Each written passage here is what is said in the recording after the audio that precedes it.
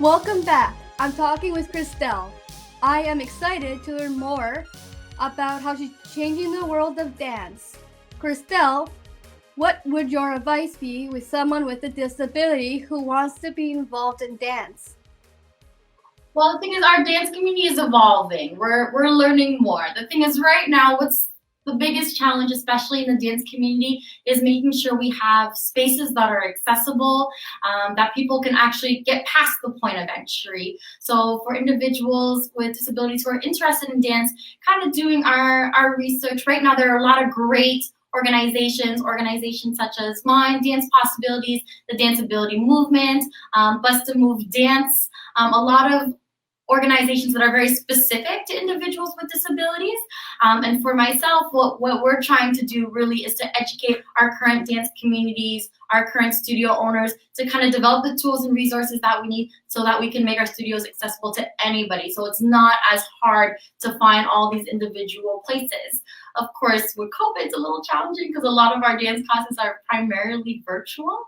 So for individuals with disabilities, I think reaching out to some organizations such as myself to help direct them to the proper studios that we know are accessible, that have the tools and resources, that are ready to provide them with a safe space where they feel included and belong. I think that's probably one of the best places to start in terms of looking for these types of opportunities.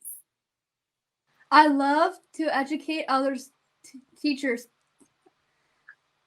So, Christelle, can you tell our audience how you connected with Special Olympics and what you have done with Special Olympics? So I have a very special place in my heart for Special Olympics. I've been doing a lot with Special Olympics for some time now. I've done a lot in terms of their school sports festivals. So I've been very involved in that area of their programming. So developing different programming focused on sports, physical literacy. So a lot of that. I was very involved in their youth games, their most recent youth games. So I helped with their school festival there, where I helped develop the manual and programming for their students and ambassadors to come in and educate and facilitate programs and activities with different schools, very specific to programs in special need programs. And also in terms of, well, the class I also did with yourself, where we did the virtual stay-at-home kind of resources, being able to provide virtual dance classes there, which you did a fantastic job.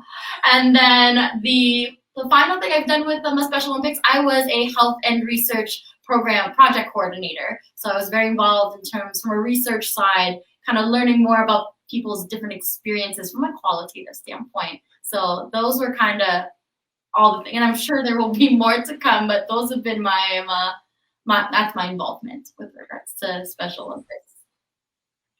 Thank you. I had so much fun doing the virtual dance with you too. So, Christelle, when you look into the future, what are your dreams for dance possibilities? This is always such a funny question because I always tell myself my dream is that my role in terms of being an inclusive educator doesn't exist anymore. That's like my dream, because that means we've done the work, we've done, that's our job's been done. But right now, in terms of my dream, what I'm really hoping for Dance Possibilities is really to serve as a really great educational platform for a lot of dance teachers, studio owners, adjudicators, competition owners, for them to really kind of allowed to educate not only themselves, but those teachers who are affiliated with them on inclusive practices. So there's not only the one person in the studio who's educated, it's everybody, because inclusion is such a collaborative piece. So for me, it's important that everybody's kind of take their part, they play their role in terms of kind of creating and moving forward towards being a more inclusive dance community. So I guess my dream is to really see as many individuals with disabilities as possible in these studios, to see that diversity, that equality, that inclusion, to see more opportunities evolve from our educational platform. Yes, inclusion is very important. Thank you for that information. So, Christelle, finally, if anyone listening that wants to get more information about dance possibilities, where can they get the further information? So you can contact us. We are on Instagram. I believe it's a dance underscore possibilities with an A, POSSABILITIES. Dance possibilities. Myself is Christelle Jean underscore C. If you want to contact me directly to know more about what I do.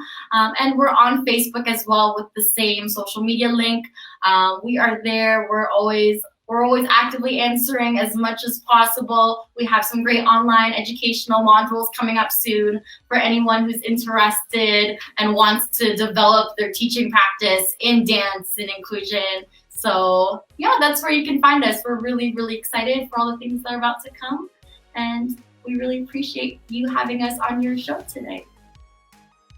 Christelle, thank you for sharing the exciting opportunities you created in the dance community and the disability community. What a great story. Thank you for being with us today.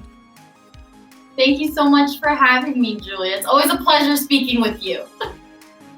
Thanks again.